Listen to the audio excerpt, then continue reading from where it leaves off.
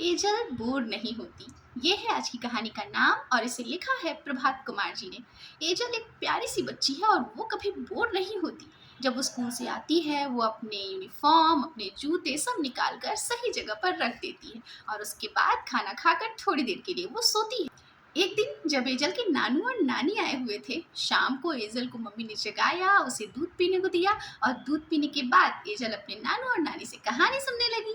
उसके नानू और नानी बहुत अच्छी-अच्छी कहानी सुनाते हैं। कहानियाँ सुनने के बाद एजल उनसे सवाल भी पूछती है और नानू और नानी एजल के सवालों को समझाकर उसका हल भी बताते हैं।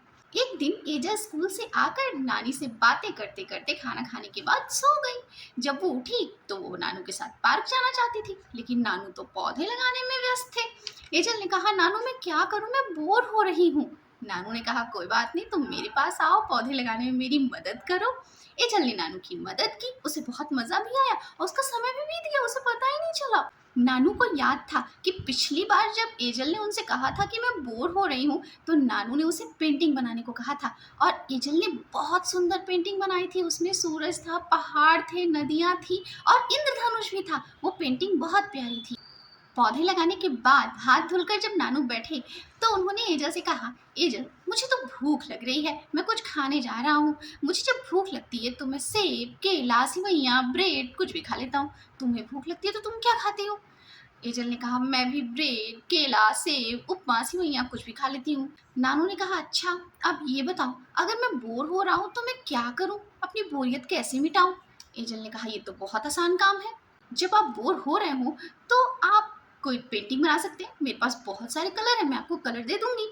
या फिर आप मेरे साथ कोई गेम खेल सकते हैं, जैसे बैडमिंटन या चेस, मैं आपको खेलना सिखा दूंगी। या फिर आप क्राफ्ट वर्क भी कर सकते हैं मेरे साथ, आपको भी मजा आएगा, मुझे भी मजा आएगा, हम लोग मिलकर कुछ नया सा बना भी लेंगे। इसके अलावा हम कोई स्टोरी बुक या जीके की बुक भी पढ़ सकते हैं, पढ़कर हमें मजा भी आएगा और हमें नई नई जानकारियां भी मिल जाएंगी। नानू ने कहा, जिस तरह से हमें भूख लगती है तो हमारे पास खाने के बहुत सारे ऑप्शन होते हैं, हम कुछ भी खा सकते हैं।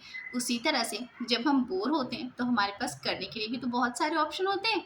तुम भी जब बोर होती हो तो तुम कुछ भी कर सकती हो, तुम खेल सकती हो, तुम पेंटिंग बना सकती हो, तुम क्राफ्ट बना सकती हो, तुम गाने गा सकती हो, तुम कुछ भी नया करना सीख सकती हो जब तुम बोर हो रही हो तब।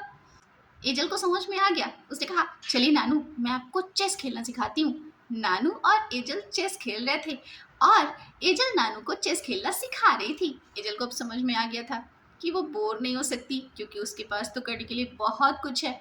उसके पास बोर होने के लिए वक्त ही कहाँ है।